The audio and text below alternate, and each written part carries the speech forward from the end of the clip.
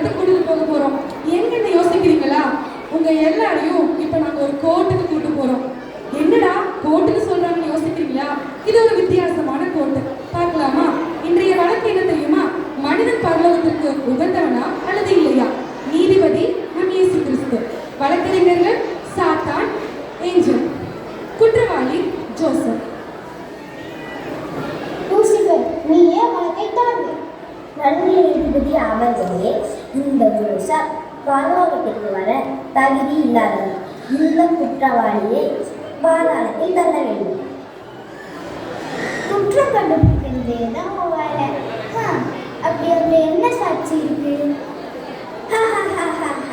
ஒன்னா ரெண்டா என்கிட்ட 1000 சாட்சி இருக்கு. ஆனாலும் நீதிபதியோட நேரத்தை கருதி வெறும் 5 சாட்சி கொண்டு வந்திருக்கேன். முதலாவது சாட்சி நேரம். நேரம் நேரம் நேரம் நேரம். நீ சொல்லு, இந்த ஜோசப் உன்னை எப்படிலாம் பயன்படுத்தினான்? ஐயா, இங்க இருக்கிறாரே ஜோசப்பை, எனக்கு 24 மணி நேரம் பத்தாதியா. ஏன் அப்படி சொல்றீங்க? காலை 8 மணி எந்திரிச்சு சோம்பேறித்தனமா இருந்து ஃபோனும் டிவியும் பார்த்துட்டே இருப்பான். 24 மணி நேரம் மனுஷங்கிட்ட பேச சொல்லுங்க, 3ஆம் உலக போரே நடத்திடுவான். ஆனால் பைபிள் படிக்க சொல்லுங்க சார், அடுத்த செகண்ட் தூங்கிடுவான்.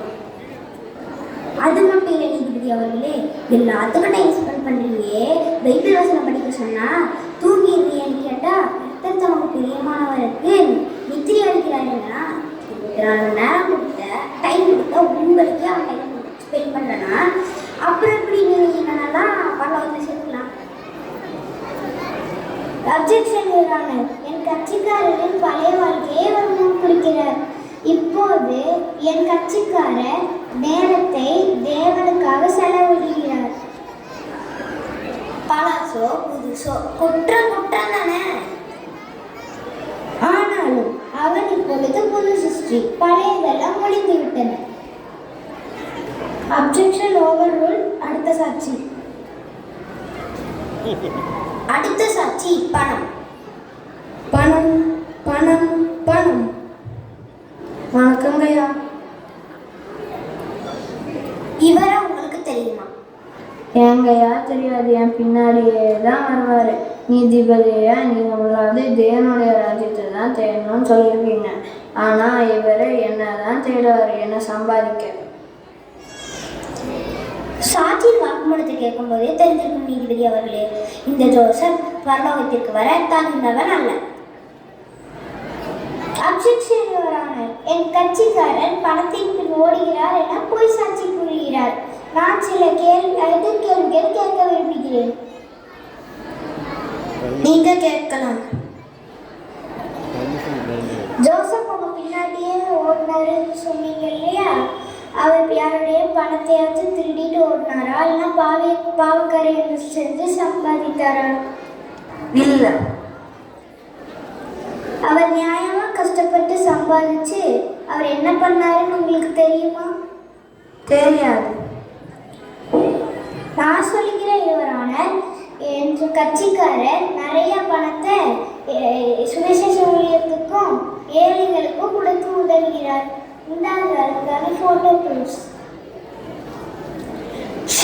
இந்த சாட்சி வேஸ்டா போச்சு. ஆனா அடுத்த சாட்சியில நீதிபதி அவர்களே, இவன் மட்டும் இல்லை, இங்க இருக்கிற யாரும் பரலோகத்துக்கு வர முடியாது. Order order. சாரி யுவரான, எனது அடுத்த சாட்சி செல்போன். Cellphone cellphone cellphone. சொல்லுங்க செல்போன் சார், இவர் உங்களை எப்படிலாம் பயன்படுத்தினாரு? வணக்கம் சார், இதோ இருக்கானே இந்த ஜோசப்பு. அவன் சாப்பிடாம தான் கையில் இருப்பான். இது மட்டுமா, அவன் பாத்ரூம் போகும்போது தான் என்னை யூஸ் பண்ணிட்டு தான் இருப்பான். மொத்தத்தில் நான் அவனை அடிமையாக்கிட்டேன். ஆனாலும்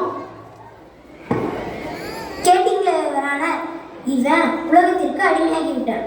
இதனால இந்த ஜோசப் பரலோகத்துக்கு வர தகுதியில்லாத. பொறுமையா நில்லு சாத்தானே. அந்த செல்போன் ஏதோ ஒன்று சொல்ல வந்துச்சு, அதை பொறுமையா கேட்போம். ஆனால் இப்போ ஜோசப் ரொம்ப மாறிட்டான். இப்போ எல்லாம் ஜீசஸ் பாட்டு தான் நிறைய கேட்குறான். மற்றவங்களுக்கு வசனத்தை அனுப்பி ஆறுதல் படுத்துகிறான். என்னை நல்ல விதமாக பயன்படுத்துகிறான். இப்போ நான் ஜோசப்க்கு அடிமை. இவனே சொல்லிட்டான். Note this point your honour. எதிர்த்தரப்பு வழக்கறிஞர் கேட்காமலே இவனே எல்லாம் சொல்லிட்டான். சரி, அடுத்த சாட்சியாவது பார்ப்போம்.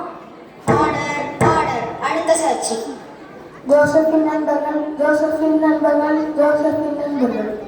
உங்க நண்பன் ஜோசப் கிறிஸ்துவை பற்றி உங்ககிட்ட ஏதாவது சொல்லியிருக்கானா? வணக்கம் ஐயா. வணக்கம் ஐயா. கிறிஸ்துவை பற்றி எங்களிடம் சொல்லவில்லை. கிறிஸ்து மசிக்கர்களை கூப்பிடுமா? ஒரே ஆட்டம் பாட்டம் கொண்டாட்டம் தான் மற்றும் கேட்கும் பிரியாணி தான்.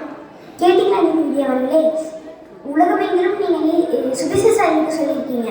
ஆனால் 10-15 வருஷமாக பழகின நண்பர்களுக்கே இவன் சுவிசேஷ அறிவிக்கல. இதெல்லாம் எப்படி பரவாயில்ல தகுதியானவனா? சாத்தானுக்கு எப்பவுமே கெட்டதே தான் தெரியும், நல்லதே தெரியாது. நான் சில எதிர்கேள்விகள் கேட்க விரும்புகிறேன். நீங்கள் கேட்கலாம். கடந்த வருடம் உங்களில் ஒருவருக்கு உடல்நிலை சரியில்லாமல் போனதா? சரியாக ஞாபகம் இல்லை. ஆமாம், எனக்கு ஞாபகம் இருக்கிறது. ஒரு முறை கடுமையான காய்ச்சல். அந்த சமயம் யார் உங்களுக்கு உதவினார்கள்? நண்பர்கள் அனைவரும் உதவினார்கள். அது விசேஷமாக ஜோசப் என் கையை பிடித்து ஏதோ சொன்னான். என்ன சொன்னார்கள் என்று ஞாபகம் இருக்கிறதா? எனக்கு ஞாபகம் இருக்கிறது. இயேசுவின் நாமத்தினாலே சுகம் உண்டாவதாக, இயேசுவின் ரத்தம் ஜெயம், ஆமென் என்று சொன்னான். உடனே சரியாகிவிட்டது. Note this point your honour. சே, இந்த சாட்சி வேஸ்ட்டாக போச்சு. சரி, இந்த டைம் அவங்களோட பைபிள் வச்சு அவங்கள பிடிக்கலாம். அடுத்த சாட்சி. வேதாகமம், வேதாகமம், வேதாகமம். நீங்க சொல்லுங்க பைபிள். உங்களை ஜோசப் எப்படிலாம் பயன்படுத்தினாரு? இதுதான் முக்கியமான சாட்சி. முதலில் அனைவருக்கும் வணக்கம். ஜோசப் அவனுடைய தாய் தகவல் சொல்லதினாலே அவனுக்கு தேவைப்பட்ட நேரத்தில் மட்டுமே என்னை பயன்படுத்தினான். கேட்டீங்களா நீதிபதி அவர்களே? நான் இன்னும் சொல்லி முடிக்கவில்லை. வேதம்தான் வாழ்க்கைக்கு வெளிச்சம் என்று தெரிந்தவுடன் என்னை முழுமையாக பற்றி கொண்டு அனைத்து சூழ்நிலைகளை தாண்டி என் வாழ்க்கையில் வெற்றி பெற்று வருகிறார் நீதிபதி அவர்கள். அச்சோ, ஃபர்ஸ்ட் பால்லே அவுட்டான மாதிரியே இருக்கே.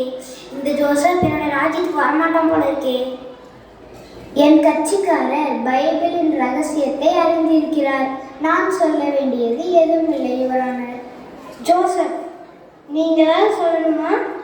எனக்கு விரோதமா நிறைய சாட்சிகளை சாத்தான் கொண்டு வந்தான். என் பழைய வாழ்க்கை அப்படி தான் இருந்துச்சு. ஆனால் நான் எப்போ பைபிள் வாசிக்க ஆரம்பிச்சேனோ அப்போ என் லைஃப் மாறிச்சு. இப்போ அனுதினமும் இயேசுவோட பலத்தால் பரிசுத்தமாக வாழ முயற்சி செய்து கொண்டு இருக்கிறேன் யுவரானர். இந்த வழக்கின் தீர்ப்பு, ஜோசப் என்ற மனிதன் பரலோக ராஜ்யத்திற்கு வர தகுதியானவன். ஆனால் இறுதி வரை நிலை நிற்பவனே பரலோக ராஜ்யத்திற்கு பிரவேசிக்க முடியும். இதை நாம் மறந்துவிடக் கூடாது.